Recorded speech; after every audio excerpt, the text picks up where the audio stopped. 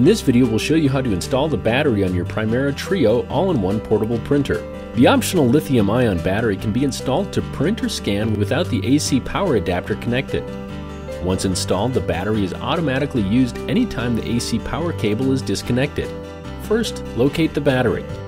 Next, disconnect AC power and USB. Then locate the battery cover release latch on the right side near the paper infeed area. Pinch and pull the release latch and pull up on the cover. Insert the battery into the compartment as shown with connector facing up and to the right. Connect the battery cable to the connector.